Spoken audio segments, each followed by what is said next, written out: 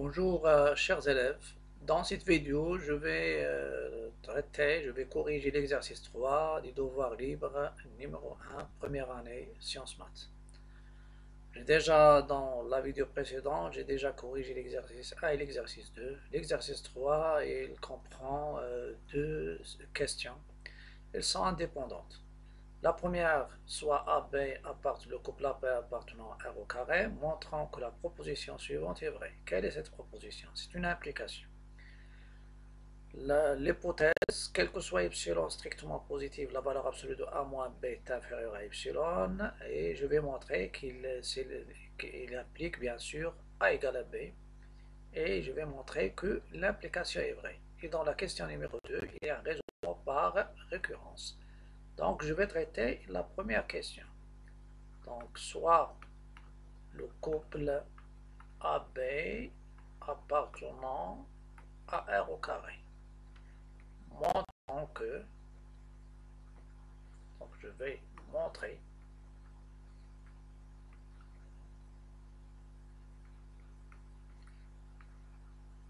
montrons que l'implication est vraie. Quelle est cette implication? Pour tout epsilon strictement positif, valeur absolue de A moins B est inférieure à epsilon, tout ça, il implique A égale à B.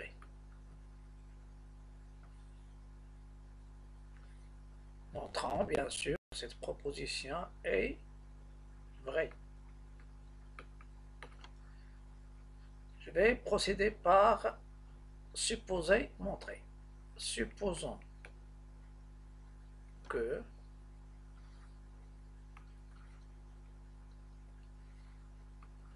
supposons que quel que soit epsilon strictement positif, valeur absolue de A moins B est inférieure à epsilon, supposons qu'il est vrai, ça c'est l'hypothèse, et montrant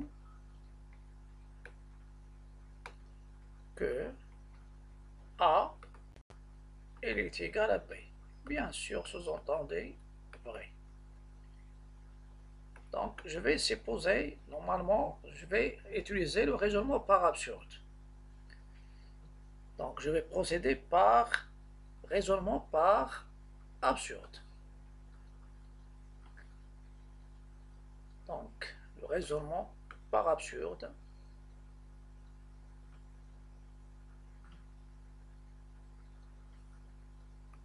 Voilà. Supposons par absurde que A est différent de B. Voilà. Le raisonnement par absurde. Le raisonnement par absurde, quelle est la technique? Je veux montrer que cette proposition est vraie. Ça veut dire ce que je veux montrer que A égale à B est vrai. Je suppose par absurde que cette proposition n'est pas vraie. Ça veut dire sa négation qui est vraie. Et par des implications successives, je vais avoir normalement aboutir à une contradiction. On a A différent de B. Donc, A moins B, il est différent de 0. Et ça va me donner valeur absolue de A moins B strictement positif. Et je pose, normalement, cette proposition, elle est vraie, celle-ci, elle est vraie, quel que soit epsilon. Quel que soit epsilon strictement positif, la valeur absolue de A moins B est inférieure à epsilon. Il est toujours vrai. Et je prends, voilà, donc, et je prends, donc si je prends, voilà, ou bien, puisque celle-ci,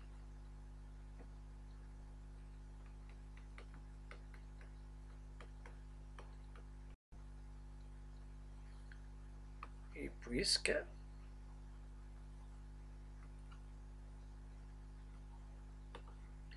quel que soit epsilon strictement propositif, valeur absolue de A moins B est inférieure à epsilon, il est toujours vrai. Donc, si on prend epsilon, j'ai le droit de prendre epsilon, c'est la valeur absolue de A moins B, par exemple, sur 2. Il est strictement positif. Donc, si je prends epsilon, il est égal à valeur absolue de A moins B, le tout sur 2, alors,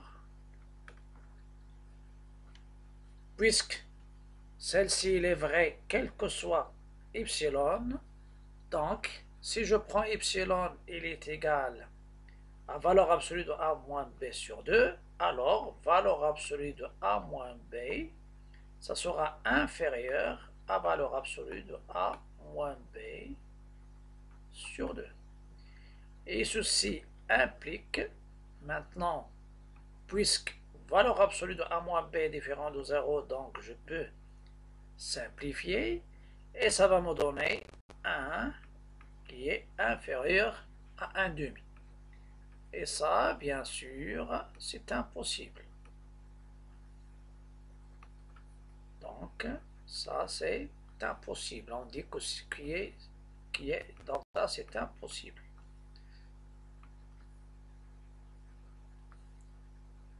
Voilà, celle-ci, bien sûr, elle est impossible.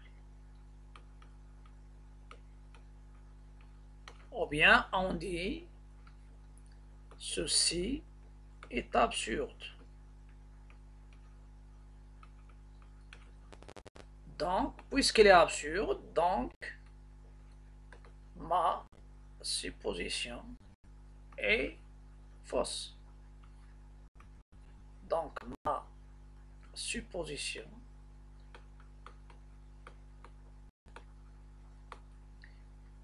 est fausse. D'où A, il est égal à B. C'est celle-ci qui est vraie. Voilà. Donc, quel que soit epsilon strictement inférieur, bien sûr, supérieur strictement à 0, si vous avez valeur absolue de A moins B est inférieure à n'importe quel epsilon positif, si vous avez quel que soit epsilon, chaque fois que tu prends un epsilon quelconque strictement positif, la valeur absolue de A moins B elle est négative, alors A moins B, il ne peut être que nul, ça veut dire A, elle est égale à B. Est une implication, ou bien je dis proposition vraie. Est une implication vraie. Voilà. Voilà. Je passe maintenant à la dernière question. Montrez par récurrence que le produit montrant par récurrence, je vais essayer de prendre bien sûr cette question.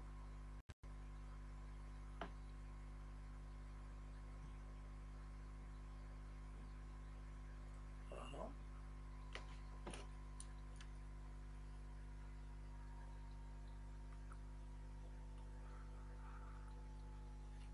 Je vais la coller.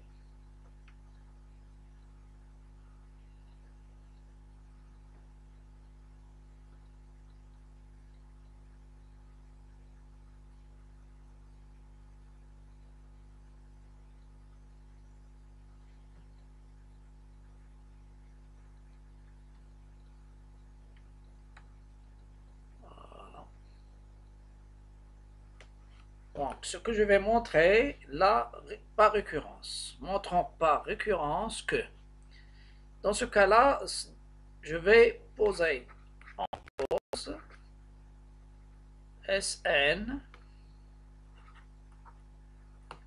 il est égal à 1 fois 2, plus 2 fois 3, plus etc.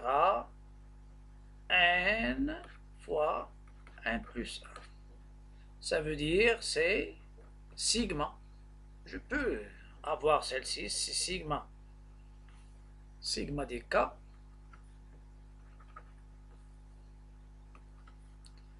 N fois n plus 1 pour n supérieur ou égal à 1. Voilà. Entre parenthèses, Sn c'est quoi? C'est sigma des k fois k plus 1. K varie de 1 jusqu'à n.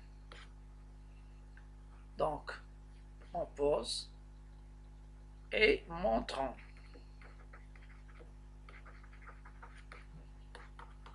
par récurrence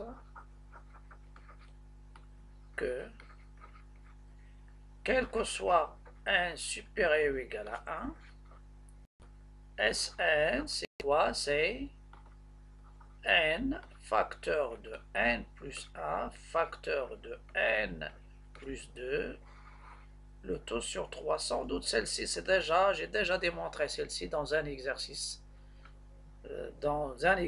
concernant les sons.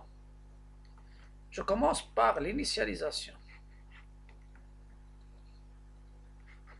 Pour n égale à 1, vous avez SA, c'est quoi? C'est 1 fois 2. Elle est égale à 2. Elle est égale à 1 fois 1 plus 1 fois 1 plus 2, le tout sur 3. Ou bien une chose qui est semblable à ça. Ça va me donner 2 égale 6. Vous avez ici 3 sur 3 égale à 2, donc elle est vraie. Après, il y a l'hérédité. Supposons que Sn égale n facteur de n plus 1 fois n plus 2 sur 2 sur 3. Vrai bien sûr. Pour n supérieur ou égal à 1. Et montrant que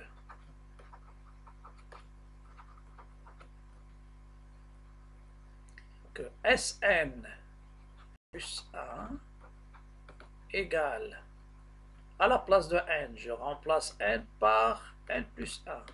Ici, n plus 1 plus 1, ça donne n plus 2. Et l'autre, n plus 1 plus 2, c'est n plus 3. Le tout sur 3 est vrai.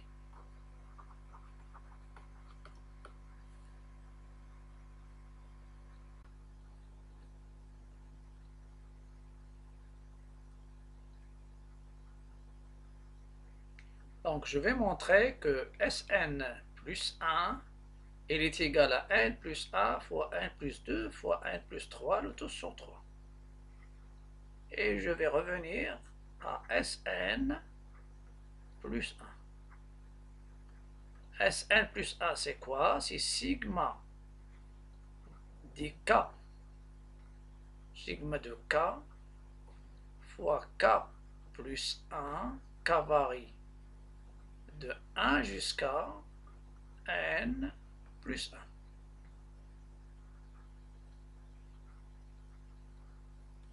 Donc, il est égal à 1 fois 2 plus 2 fois 3 plus, et je fais la somme jusqu'à n plus 1 pour k égale à n plus 1 fois n plus 2.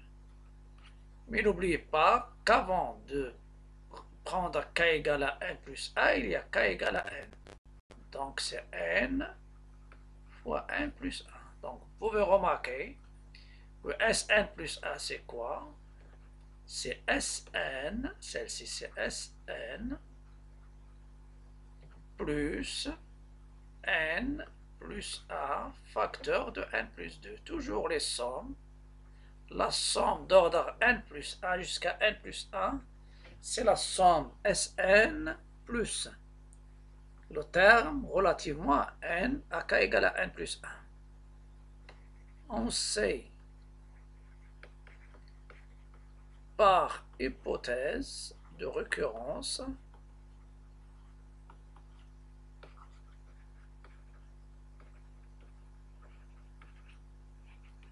que Sn, c'est quoi Sn? C'est n facteur de n plus a facteur de n plus 2 le tout sur 3. Donc, Sn plus 1, ça sera bien sûr Sn, n facteur de n plus a facteur de n plus 2, le tout sur 3, et ajouter le terme relativement à k égale n plus 1. C'est n plus 1 fois n plus 2. Vous pouvez remarquer qu'il y a un facteur commun, c'est quoi? C'est n plus 1 fois n plus 2. Donc ça se facilite la tâche.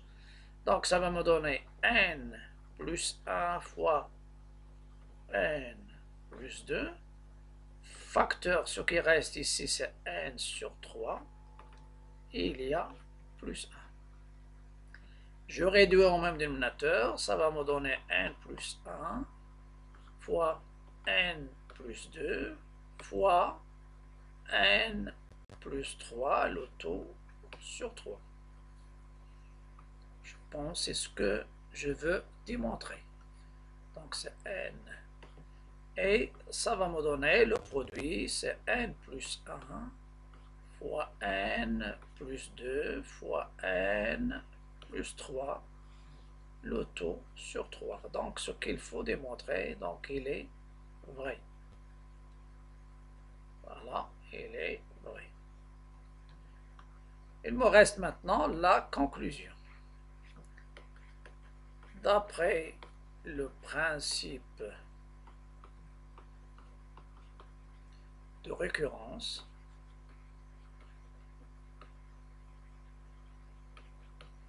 on déduit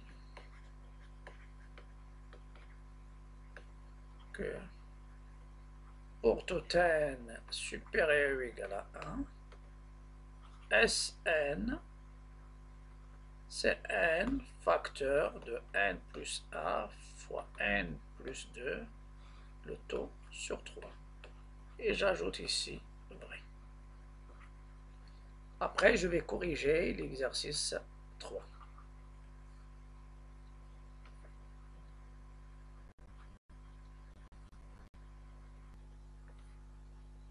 Je passe maintenant à la correction de l'exercice 4. Dans l'exercice 4, il y a ce qu'on appelle le raisonnement par disjonction de cas. En utilisant le raisonnement par disjonction de cas, montrer que pour tout n appartenant à n étoile, 3 ne divise pas n, implique 3 divise n carré moins 1. On a déjà parlé que dans l'ensemble n, et même en temps commun, on a parlé de raisonnement par disjonction de cas, le cas de n pair et n impair. Donc si je prends un entier naturel appartenant à n étoile, et je vais procéder par la division. Lorsque je divise n par 2, et lorsque je divise n par 3. Lorsqu'on divise n par 2, il y a un quotient. Je vais le noter k, voilà, ou bien q, pas de problème. Donc il y a un quotient et il y a un reste. Avec le reste r, dans la première division, il est égal à 0 ou r égale à 1. Qu'est-ce que ça va nous donner? Dans le cas où r égale à 0, j'obtiens n égale 2k. Et dans le cas R égale à 1, n, ça sera 2k plus 1. 2k plus 1. Ça, c'est le cas du nombre n pair et le cas de n, un nombre impair. Bien sûr, le cas, le quotient, c'est un entier naturel non nul. Si je prends le cas de la divisibilité par 3, donc on a divisé ici l'ensemble n en deux parties disjointes, l'ensemble des nombres pairs et l'ensemble des nombres impairs. Voilà. Et si on vous demande, si on veut montrer qu'une propriété de variable, bien sûr n, c'est vrai dans l'ensemble n ou bien dans n étoiles, préférence ici, je prends n pour ne pas négliger le 0. Donc, dans le cas, si je veux vérifier qu'une propriété est vraie, quel que soit n appartenant à n, je peux procéder par le raisonnement par disjonction de cas. Ça veut dire c'est n est pair, s'il est vrai pour les n pairs et vrai pour les n impairs, comme conclusion, il sera vrai pour tous les antinaturels. Et c'est un raisonnement qu'on a déjà utilisé dans l'arithmétique, dans n, dans le tronc commun. Maintenant, si je divise n par 3, j'obtiens comme quotient k, mais le reste r, il y a 3 restes possibles. R égale à 0, ou R égale à 1, ou R égale à 2. Qu'est-ce qu'il résulte, bien sûr, de ces R? Si R est 0, ça veut dire que n est divisible par 3. Ça veut dire n, dans ce cas-là, c'est 3k. Le k, c'est un entier naturel non nul. Normalement, même ici, le k, il peut être nul dans le cas où... Dans le cas, par exemple, si n égale à 1, il n'est pas divisible par 2. Voilà. Donc, 3k, dans ce cas-là, j'obtiens n égale 3k plus 1. Il y a les multiples de 3. Il se peut que n soit 3k plus 1. Il ne reste ce dernier cas, ou bien n égale 3k plus r dans le cas de r égale à 2. Ça veut dire 3k plus 2. Voilà. Pourquoi j'ai effectué tout ça? Parce que je vais... Le n ne divise pas, le 3 ne divise pas n. Le 3 ne divise pas n, donc c'est ça le cas de 3 divise n. Il y a deux cas où 3 ne divise pas n. Donc, montrant, je reviens maintenant, par disjonction de cas,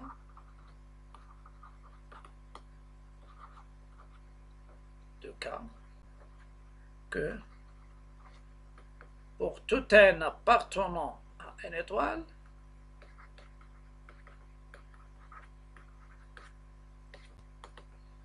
trois ne divise par n implique 3 divise 1 carré moins 1. Implique 3 divise 1 carré moins 1. Et je sais que 3 divise 1 carré plus 1, ça veut dire 1 carré divise 1 carré moins 1, ça veut dire 1 carré moins 1 pour mieux voir les choses, c'est-à-dire 1 carré moins 1 égale 3k' avec k' appartenant, donc c'est un multiple. Voilà. Donc maintenant, je suppose, supposons, donc, soit n appartient à n étoile. Voilà. Supposons que 3 ne divise pas n. Donc, n, dans ce cas-là, il est égal à 3k plus 1, ou n égale 3k plus 2, avec k appartenant à n. Et je fais premier cas.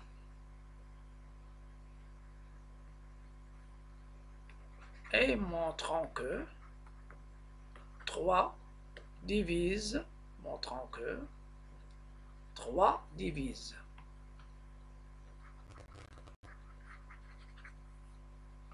et montrant que 3 divise 1 carré moins 1. Je fais le premier cas.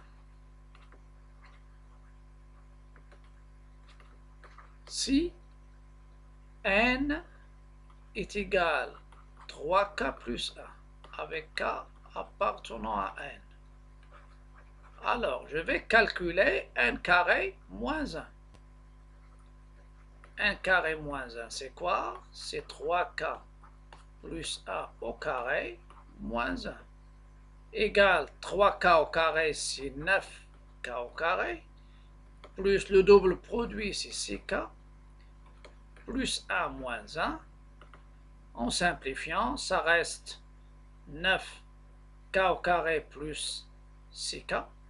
Je factorise par 3, ça reste 3 au carré plus 2k égale 3k' avec k', c'est 3k au carré plus 2k qui est un entier naturel. Donc, 3 divise 1 carré moins 1. Ça, c'est le premier cas.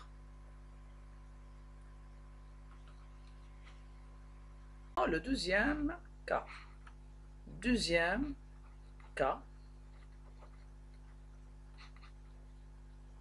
Deuxième cas.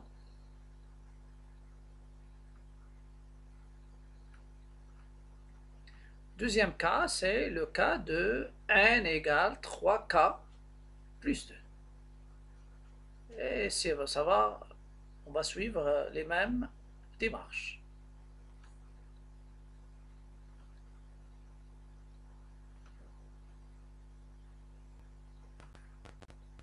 Deuxième cas, c'est n égale 3k plus 2. Bien sûr, k appartenant à n. Et je vais revenir à n carré moins 1, comme d'habitude. n carré moins 1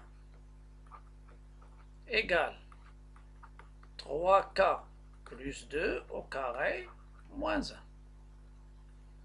Identité remarquable, ça va me donner 3k au carré, plus 2 fois 2, 4 fois 3, c'est 12k, plus 4, moins 3, égale 9k au carré, plus 12k, plus, ça, pardon, c'est moins 1.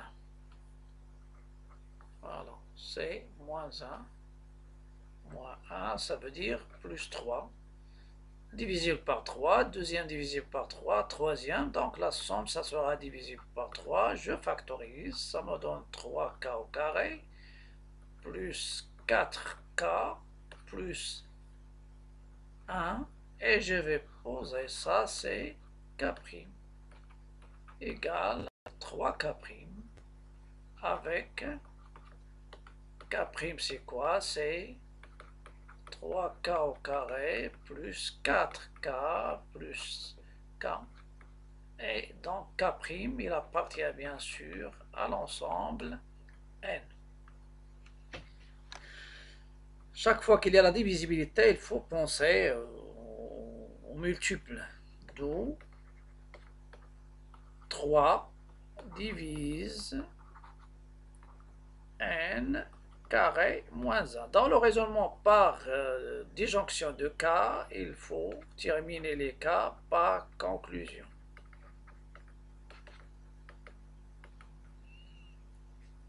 D'après les deux cas précédents,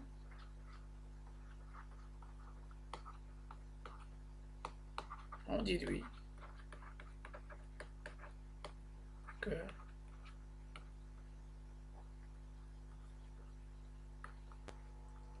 n que 3,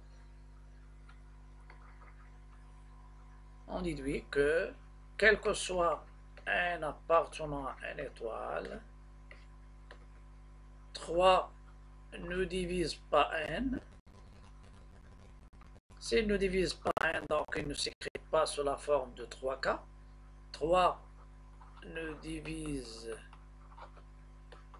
pas n implique 3 divise n carré moins 1. C'est une implication vraie. Voilà, donc normalement ici, on a procédé par raisonnement par disjonction de cas. Donc, et parfois, on peut utiliser le raisonnement par disjonction de cas en divisant n en 3 parties disjointes, les parties les diviseurs, c'est-à-dire les parties qui sont divisibles, les entiers qui sont divisibles par 3, ça veut dire sont de la forme 3k.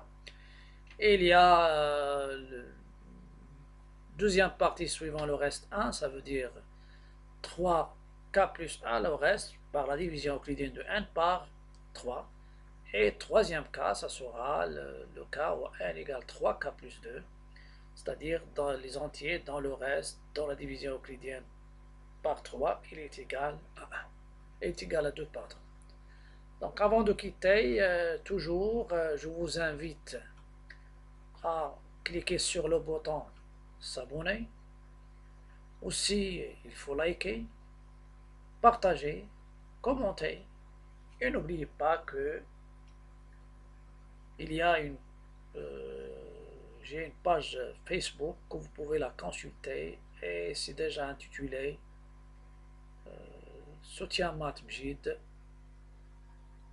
soutienmath.mjid.